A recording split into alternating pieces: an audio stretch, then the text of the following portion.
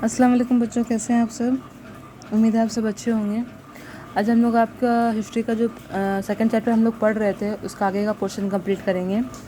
पिछले पोर्शन में हमने ये डिस्कस कर लिया था कि हिंदुस्तान में नॉन कॉपरेशन मूवमेंट की शुरुआत कैसे हुई, खिलाफत मूवमेंट क्या है और हंटर कमेटी कैसे बनाई गई, उसमें क्या क्या गड़बड़ी हुई थी जिसकी वजह से नॉन कॉपरेशन मूवमेंट की शुरुआत हुई थी, और फिर नॉन कॉपरेशन मूवमेंट के प्रोग्राम्स क्या क्या थे। ये सब हमने पहले डिस्कस कर लिया था।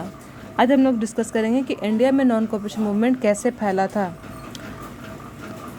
हिंदुस्तान में नॉन कॉपरेशन मूवमेंट कैसे फैला। तो पहले आप ये एक बार रिवाइज कर लेते हैं कि नॉन कॉपरेशन मूवमेंट के प्रोग्राम्स क्या क्या थे। तो सबसे पहले उसमें क्या बोला गया था कि हिंदुस्तानी जो हैं वो लोग अंग्रेज़ों की भाषा, अंग्रेज़ों के कपड़े, अंग्रेज़ों की चीज़ों को इस्तेमाल नहीं करेंगे। उसके अलावा इंडियन एक्ट 1919 जो बनाया गया था उसको भी नहीं अपनाया जाएगा इंडिया में। उसके बाद क्या था, अंग्रेज़ी ज़ुबान और अंग्रेज़ी स्कूल कॉलेज को नहीं अपनाया जाएगा, इनको भी रिजेक्ट किया जाएगा। अंग्रेज़ों के स्कूल और कॉलेज को भी रिजेक्ट किया जाएगा। अंग्रेज़ी खिताब को वापस कर दिया जाएगा, अंग्रेज़ी की नौकरी छोड़ दी जाएगी, अंग्रेज़ी को कोर्ट को रिजेक्ट किया जाएगा। ये सब नॉन कॉपरेशन मूवमेंट के प्रोग्राम्स थे जो गांधी जी ने और हिंदुस्तानियों ने मिलके बनाए थे। अब देखिए इसको कैसे फॉलो किया गया है इंडिया में। तो देखिए गांधी जी के इस आंदोलन को पूरे मुल्क में ज़ोर शोर से अपनाया गया। इस आंदोलन की शुरुआत गांधी जी ने अपने कैसरे हिंद के खिताब को लौटाकर की थी। गांधी जी के पास एक खिताब था जो ब्रिटिश गवर्नमेंट का दिया हुआ था, जिसका नाम था कैसरे हिंद। गांधी जी को कैसरे हिंद के खिताब दिया गया था, तो गांधी जी ने अपना वो खिताब जो है वो ब्रिटिश गवर्नमेंट को वापस कर दिया था। इसकी शुरुआत, ये जो मूवमेंट थी इसकी शुरुआत गांधी जी ने की। कैसे, उन्हें जो खिताब दिया गया था उसको उन्होंने अंग्रेज़ों को लौटा दिया, कैसरे हिंद खिताब को उन्होंने लौटा दिया। इसके बाद फिर देखिए कैसे कैसे बाकी लोग हिंदुस्तानी जो है वो लोग आगे आए। इस आंदोलन के वक्त मोतीलाल नेहरू और चित्तरंजन दास ने अपनी वकालत का काम छोड़ दिया। ठीक है, मोतीलाल नेहरू और चित्तरंजन दास ने नॉन कॉर्पोरेशन मूवमेंट में हिस्सा लेने के लिए उन्होंने अपनी वकालत का काम को छोड़ दिया। उनके जैसे हज़ारों वकीलों ने अपनी वकालत को छोड़ा और वो लोग नॉन कॉर्पोरेशन मूवमेंट का हिस्सा बने। उसके बाद क्या हुआ, राजेंद्र प्रसाद, वल्लभ भाई और जवाहरलाल नेहरू जैसे कई जाने माने लोग जो है इस आंदोलन में आगे आकर इन लोगों ने हिस्सा लिया था। उसके बाद इस आंदोलन के दौरान मुल्क में स्वराज फंड की शुरुआत की गई। इस आंदोलन के दौरान मुल्क में क्या शुरुआत किया गया, तिलक स्वराज फंड का शुरुआत किया गया। ठीक है, तिलक स्वराज फंड का शुरुआत कब किया गया, जब मुल्क में नॉन कॉपरेशन मूवमेंट चल रहा था। ठीक है ना, उस वक्त में तिलक स्वराज फंड का शुरुआत किया गया और इस समय में बहुत सारे क्रांतिकारियों को, फ्रीडम फाइटर्स को जो इस मूवमेंट में हिस्सा ले रहे थे उनको राउलेट एक्ट के तहत, जैसा कि हमने बताया था कि राउलेट एक्ट में क्या कानून बनाया गया था कि कोई भी इंसान, कोई भी हिंदुस्तानी अगर मूवमेंट करता दिखेगा तो उनको अंग्रेज़ी गवर्नमेंट जो है वो बंदी बना लेगी। ठीक है, तो इसी कानून के तहत इस मूवमेंट के दौरान गांधी जी को और उनके अलावा कई सारे लोगों को पकड़ के जेल में डाल दिया गया था और उनको अलग अलग तरह से टॉर्चर भी किया गया था, क्योंकि वो लोग जो है वो नॉन कॉपरेशन मूवमेंट कर रहे थे, इसलिए उनको गिरफ्तार कर लिया गया था। उसके बाद क्या हुआ था, देखिए 1 फरवरी 1922 को गांधी जी ने अंग्रेज़ी सरकार को वार्निंग दी थी कि सभी लोगों को अगर रिहा नहीं किया गया तो वो आईन अमान्य आंदोलन की शुरुआत करेंगे। उस समय गांधी जी ने क्या बोला था कि अगर जितने भी लोगों को राउलेट एक्ट के तहत बंदी बनाया गया है क्योंकि वो लोग नॉन कॉपरेशन मूवमेंट कर रहे हैं, उन लोगों को अगर आज़ाद नहीं किया गया तो हम लोग आईन अमान्य आंदोलन भी शुरू करेंगे। यहाँ तक हुआ। अब इसके आगे हम लोग देखेंगे चौरा चौरी मूवमेंट। तो मुल्क में जहाँ बहुत सारे लोग नॉन कॉपरेशन मूवमेंट का हिस्सा बन रहे थे और अपनी बात को मनवाने की कोशिश कर रहे थे, बहुत सारे लोगों को टॉर्चर किया जा रहा था, ब्रिटिश गवर्नमेंट जो है वो अलग अलग तरह के जुल्म कर रही थी हिंदुस्तानियों पर, जो लोग वो मूवमेंट कर रहे थे। उस दौरान और क्या क्या हादसे हुए थे देखिए। तो सबसे पहले यहाँ पे सबसे फेमस हादसा जो था वो चौरा चौरी इंसिडेंट था। चौरा चौरी एक जगह का नाम है जो कि उत्तर प्रदेश के गोरखपुर इलाके में है। चौरा चौरी एक जगह है जो कि उत्तर प्रदेश के गोरखपुर इलाके में है। वहाँ पे क्या हुआ था कि जो फ्रीडम फाइटर्स थे, जो आंदोलन कर रहे थे, जो हिंदुस्तानी लोग, वो लोग बहुत नाराज़ थे क्योंकि बहुत सारे लोगों को बंदी बना कर डाल दिया गया था। ठीक है, और राउलेट एक्ट की वजह से वो लोग बहुत नाराज़ थे। तो उन लोगों ने क्या किया था, जो लोग मूवमेंट कर रहे थे, वो लोगों ने क्या किया था, चौरा चौरी इलाके में 5 फरवरी 1922 के दिन 5 फरवरी 1922 के दिन लोगों ने क्या किया कि चौरा चौरी का एक थाने में जाके, एक पुलिस स्टेशन में जाके आग लगा दी थी। ठीक है, जो लोग नॉन कोऑपरेशन मूवमेंट कर रहे थे उसमें तो गांधी जी ने ये कहा था कि हाँ, हम लोग किसी भी तरह का हिंसा नहीं करेंगे, किसी भी तरह का मारपीट नहीं करेंगे, सिंपल तरीके से हम लोग अपना मूवमेंट करेंगे। लेकिन क्योंकि उस समय बहुत नाइंसाफ़ी हो रही थी हिंदुस्तानियों के साथ, तो कुछ लोग नाराज़ हुए और उन लोगों ने 5 फरवरी 1922 में के दिन चौरा चौरी के एक थाने में जाकर आग लगा दी, जिसमें 22 पुलिसकर्मी जो हैं, 22 पुलिस ऑफिसर्स की मौत हो गई थी जलकर। ठीक है, उन लोगों ने ऐसा किया जिसमें 22 लोगों की मौत हो गई थी। और इस इंसिडेंट की वजह से गांधी जी ने 12 फरवरी को ये ऐलान कर दिया था कि अब हम लोग नॉन कोऑपरेशन मूवमेंट को आगे कंटिन्यू नहीं करेंगे, क्योंकि लोग नाराज़ होकर अलग अलग ऐसे इंसिडेंट कर रहे थे, अलग अलग ऐसे कदम उठा रहे थे जिससे लोगों की जान जा रही थी, चाहे वो ब्रिटिश गवर्नमेंट के लोग हो, चाहे वो इंडियन हो, उनकी जान जा रही थी। इसलिए गांधी जी ने ये फैसला लिया 12 फरवरी को कि अब हम लोग नॉन कोऑपरेशन मूवमेंट को आगे नहीं बढ़ाएंगे। इसका मेन रीज़न क्या था, चौरा चौरी इंसिडेंट। गांधी जी जब चौरा चौरी इंसिडेंट के बारे में सुना तो उन्होंने ये फैसला लिया कि अब ये जो हमारा मूवमेंट है ये बहुत बिगड़ता जा रहा है, इसमें लोग बहुत नाराज़ हो रहे हैं, इसलिए अब हम लोग इस मूवमेंट को आगे नहीं बढ़ाएंगे। तो फिर देखिए रिजल्ट क्या हुआ था, नॉन कोऑपरेशन मूवमेंट जो किया गया था उसका रिजल्ट क्या निकला। 10 मार्च 1922 के दिन गांधी जी को गिरफ्तार करके 6 साल की जेल हो गई थी। ठीक है, 10 मार्च 1922 के दिन गांधी जी को नॉन कोऑपरेशन मूवमेंट करने की वजह से गिरफ्तार कर लिया गया और उनको 6 साल की सज़ा सुनाई गई थी। उसके बाद 1922 में क्या हुआ, 1922 में मुस्तफ़ा कमाल पाशा नाम का एक इंसान था, एक आदमी था जिसको तुर्की की सदारत मिली। ठीक है, वो तुर्की में उसने इलेक्शन करवाया और वो वहाँ पे जीता। और वहाँ पे जो खलीफा का जो चलन था ना, जो लोग खलीफा बनाते थे और उसी को फॉलो करते थे, उस चलन को, उस प्रथा को तुर्की से ख़त्म किया गया।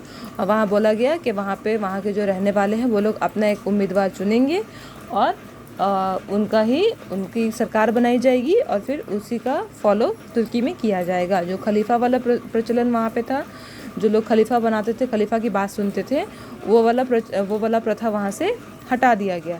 और वो किसके लीडरशिप में हुआ, मुस्तफ़ा कमाल पाशा के लीडरशिप में हुआ। ठीक है, तो जब वहाँ से तुर्की की वजह से ही यहाँ पे नॉन कोऑपरेशन मूवमेंट का शुरुआत हुआ था ना, क्योंकि वहाँ पे खलीफा के साथ नाइंसाफ़ी हो रही थी, उसके वजह से खिलाफत मूवमेंट हुआ।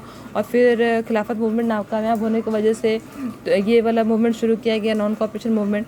तो जब तुर्की में खलीफा का चलन ही नहीं रहा, वहाँ पे खलीफा अब कोई रहेगा ही नहीं, वहाँ पे नेता रहेंगे जो कि कमाल पाशा जैसे पॉलिटिकल आदमी लोग रहेंगे, तो वहाँ पे जब खलीफा का दौर ही हट गया तो फिर अब खिलाफत मूवमेंट या फिर नॉन कोऑपरेशन मूवमेंट का कोई मतलब ही नहीं बनता था, क्योंकि तुर्की पे खलीफा का राजपाट को लौटाने के लिए ये काम हो रहा था। लेकिन वहाँ के लोगों ने क्या डिसाइड किया कि अब हम लोग खलीफा का जो चलन है उसको ख़त्म करेंगे और हमारा अपना एक सरकार बनाया जाएगा। तो इसलिए फिर इंडिया में नॉन कोऑपरेशन मूवमेंट का कोई माने नहीं रहा था, इसलिए उसको बंद करने का जो फैसला था वो सही साबित हुआ था, उसको बंद कर दिया गया। तो अब हम लोग देखेंगे इम्पैक्ट ऑन उड़ीसा, मतलब कि इंडिया में क्या क्या हुआ वो तो हमने देख लिया। और फिर जब ये नॉन कोऑपरेशन मूवमेंट चल रहा था उस दौरान उड़ीसा में उसका क्या असर देखा गया वो हम लोग आगे डिस्कस करेंगे। तो देखिए 1922 दिसंबर में नागपुर में हुए कॉन्फ्रेंस में उड़ीसा के 35 लोगों ने हिस्सा लिया था, वो लोग शामिल हुए थे। जैसे हमने पहले बात की थी कि कलकत्ता में एक कॉन्फ्रेंस हुआ था जिसमें नॉन कोऑपरेशन मूवमेंट में क्या क्या रूल्स होंगे वो उसके बारे में डिस्कशन हुआ था। और फिर नागपुर में भी एक कॉन्फ्रेंस किया गया था जिसमें ये डिसाइड हुआ था कि नॉन कोऑपरेशन मूवमेंट के जो लीडर है वो गांधी जी रहेंगे। तो ये जो नागपुर में जो कॉन्फ्रेंस किया गया था ना दिसंबर 1920 में, इसमें उड़ीसा के भी 35 लोग जाके शामिल हुए थे। उनमें से देखिए इस कॉन्फ्रेंस में से वापस आकर गोपबंधु दास ने 24 जनवरी 1921 के दिन कटक के स्टूडेंट्स को नॉन कोऑपरेशन मूवमेंट में हिस्सा लेने के लिए मोटिवेट किया था। जो 35 लोग यहाँ से उड़ीसा से वहाँ गए थे शामिल होने के लिए इस कॉन्फ्रेंस में, उसमें से एक थे गोपबंधु दास। जब वो वहाँ का कॉन्फ्रेंस अटेंड करके वापस आए ये उड़ीसा, तो उन्होंने 24 जनवरी 1921 के दिन कटक में कुछ स्टूडेंट्स की एक मीटिंग बुलवाई और उसमें ये बताया कि हम लोग को हमारे मुल्क में हम लोग अंग्रेज़ों के ख़िलाफ़ ये मूवमेंट स्टार्ट करने वाले हैं और आप लोग से भी ये रिक्वेस्ट है कि आप लोग बढ़ चढ़कर इस मूवमेंट में हिस्सा लें। तो गोपबंधु दास ने बहुत सारे स्टूडेंट्स को मोटिवेट किया ताकि वो लोग आगे आएँ और इस मूवमेंट में हिस्सा लें। उसके बाद क्या हुआ देखिए, मार्च 1921 के दिन गोपबंधु दास की देख रेख में उड़ीसा प्रादेशिक कांग्रेस की शुरुआत की गई और इसके पहले लीडर गोपबंधु दास ही बने थे और इसके जो एडिटर थे वो भागीरथी महापात्रा जी बने थे। जब मुल्क में ये मूवमेंट किया जा रहा था तब उड़ीसा में आने के बाद उन लोगों ने गोपबंधु दास ने और उनके साथियों ने मिलकर एक कमेटी बनाई जिसका नाम था उड़ीसा प्रादेशिक कांग्रेस कमेटी और उसके लीडर जो थे वो गोपबंधु दास जी बने और उसके एडिटर भागीरथी महापात्रा जी बने। इस कमेटी के जरिए वो लोग नॉन कॉपरेशन मूवमेंट का काम उड़ीसा में फैलाने की कोशिश कर रहे थे। ठीक है, अब उसके बाद देखिए 23 मार्च 1921 के दिन गांधी जी ने कटक में कई लोगों के बीच एक आज़ादी की तकरीर की थी। जब यहाँ पे भी नॉन कॉपरेशन मूवमेंट में लोग हिस्सा लेने के लिए इंटरेस्टेड हुए तो गांधी जी यहाँ उड़ीसा आए थे, कटक में आए थे और वहाँ पे आने के बाद उन्होंने बहुत सारे लोगों के बीच एक स्पीच दी थी जिसमें उन्होंने आज़ादी का इम्पोर्टेंस और नॉन कॉपरेशन मूवमेंट को कैसे फॉलो करना है उसके बारे में बताया था। इस स्पीच में उन्होंने बताया था कि उड़ीसा में हम लोगों को यहाँ के लोगों को कैसे कैसे मूवमेंट में क्या क्या नियम करने हैं, कैसे कैसे उसको आगे बढ़ाना है। तो उड़ीसा में क्या क्या प्रोग्राम से ये मूवमेंट करने के लिए देखिए यहाँ पे भी यही बताया गया था कि यहाँ पे जो लोग थे वो लोग भी इसी तरह के नियम फॉलो कर रहे थे जो पूरे मुल्क में फॉलो किया जा रहा था कि अंग्रेज़ी ज़ुबान का इस्तेमाल ना करना, ठीक है, अंग्रेज़ी भाषा का इस्तेमाल ना करना, उसको रिजेक्ट करना, अंग्रेज़ी स्कूल कोर्ट कॉलेज वगैरह का रिजेक्शन यहाँ पे भी उड़ीसा में भी किया जाने लगा। खादी और चरखा का इस्तेमाल करना, यहाँ पे ब्रिटिश गवर्नमेंट का जो भी कपड़े थे उनको रिजेक्ट किया गया और हिंदुस्तानी कपड़ों के लिए खादी का इस्तेमाल किया जाने लगा और उनको बनाने के लिए चरखे का इस्तेमाल किया जाने लगा। उसके बाद हिंदू और मुस्लिम एकता पर भी जोर दिया जाना था। देखिए उड़ीसा में नॉन कॉपरेशन मूवमेंट के लिए हिंदू और मुस्लिम एकता पे भी ध्यान देना था। मुल्क के बारे में प्रॉपर एजुकेशन देना, ठीक है ना, लोगों के बीच और यहाँ के बच्चों के बीच, यहाँ के यूथ के बीच मुल्क के लिए उनकी क्या जिम्मेदारी है, क्या क्या काम है, मुल्क में क्या हो रहा है उसके बारे में सही जानकारी फैलाना भी यहाँ का नॉन कॉपरेशन मूवमेंट का एक प्रोग्राम था, एक ज़रूरी अहम कदम था। छूत और नशे की आदतों को छोड़ना, इसके अलावा छुआछूत का जो यहाँ पे सिस्टम चल रहा था उड़ीसा में उसको बंद करने के लिए कहा गया और नशे को जो लोग नशा करते थे इस तरह के नशे को भी बंद करने के लिए कहा गया नॉन कॉरपोरेशन मूवमेंट के ज़रिए। तो इन सारे नियमों को यहाँ पे पालन करना जाना शुरू हुआ। उसके बाद देखिए क्या हुआ, 3 अगस्त 1921 को पुरी में अंग्रेज़ी चीज़ों को आग लगा दी गई थी। 3 अगस्त 1921 के दिन क्या किया गया कि पुरी में जितने भी अंग्रेज़ी चीज़ थे उनको इकट्ठा करके लोगों ने वहाँ पे उसे आग लगा दिया था। कटक में 11 से 14 अगस्त के दिन सभी अंग्रेज़ी कपड़ों को रिजेक्ट कर दिया गया। उसके बाद भद्रक, बालेश्वर और पुरी वगैरह जगहों पर लोकल कोर्ट बनाए गए, क्योंकि यहाँ बताया गया था कि ब्रिटिश कोर्ट को नहीं मानना है। तो आपसी झगड़े को सुलझाने के लिए भद्रक, बालेश्वर और पुरी में लोकल कोर्ट बनाए गए, क्योंकि हम लोग ब्रिटिश गवर्नमेंट के कोर्ट में नहीं जाएंगे ऐसा हमने माना था नॉन कॉरपोरेशन मूवमेंट के लिए। तो हमने अपने कोर्ट बनाए थे, लोकल कोर्ट बनाए गए। उसके बाद गोपबंधु चौधरी, नीलकंठ दास, लिंगराज मिश्रा के साथ कई लोगों ने अपनी सरकारी नौकरी को छोड़ दिया था।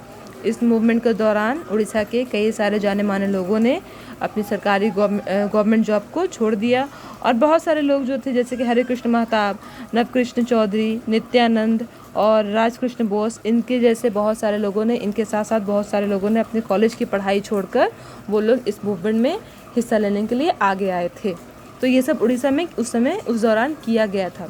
अब उड़ीसा में ये जो मूवमेंट किया जा रहा था इसको रोकने के लिए यहाँ पे जो ब्रिटिश गवर्नमेंट थी उसने क्या किया था, देखिए उड़ीसा के लोगों को कैसे परेशान किया था कि उड़ीसा में चल रहे आंदोलन को ख़त्म करने के लिए सरकार ने कई कदम उठाए, जैसे कि लोगों पर लाठीचार्ज करना, कई लोगों को पकड़ के जेल के अंदर डाल दिया गया है ना। और समाज और संघातिक, ये 2 पेपर के नाम हैं जो कि वो गोपबंधु दास ने लिखे थे।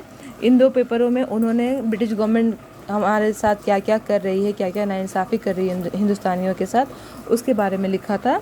तो उसके लिखने की वजह से उनको 1 महीने की सज़ा दी गई थी। 1 महीने के लिए उनको जेल में डाल दिया गया था, गोपबंधु दास को और उनके साथियों को भी, जो लोग उनके साथ काम करते थे उनको पकड़ के जेल के अंदर डाल दिया गया था। और उसके बाद स्वराज संगीत नाम का एक पेपर था जिसको छापने के लिए मिश्रा प्रेस, जो कि जिस प्रेस में ये पेपर छपा था उसको 25 रुपये का, उस टाइम में, उस ज़माने में 25 रुपये कितना मायने रखते होंगे, उनको 25 रुपये का फ़ाइन भरना पड़ा था। उड़ीसा में लोग आंदोलन कर रहे थे, उसके रोकने के लिए ब्रिटिश गवर्नमेंट ने उन पर लाठीचार्ज किया, उनको जेल में डाला। जिस पेपर में उनकी सरकार के बारे में गलत सलत लिखा जा रहा था उस पेपर को बंद करवा दिया, उसके छापने वाले को फ़ाइन भरना पड़ा। ये सब यहाँ पे भी हुआ था। इसी दौरान चौरा चौरी इंसिडेंट हुआ जो हमने पहले बताया अभी आपको। उसके नतीजा क्या निकला कि गांधी जी ने आंदोलन को आगे कंटिन्यू करने से मना कर दिया। तो जब गांधी जी ने आगे आंदोलन को कंटिन्यू करने से मना कर दिया, मूवमेंट को आगे बढ़ाने से मना कर दिया, तो फिर उड़ीसा में भी ये मूवमेंट वहीं पे रुक गया, बंद कर दिया गया। लेकिन इसका असर बहुत सारे लोगों में देखा जाता था। लोगों में अभी भी ब्रिटिश गवर्नमेंट के ख़िलाफ़ एक आग थी, जो आज़ादी चाहते थे और आगे भी मुल्क के लिए बहुत कुछ करना को तैयार थे।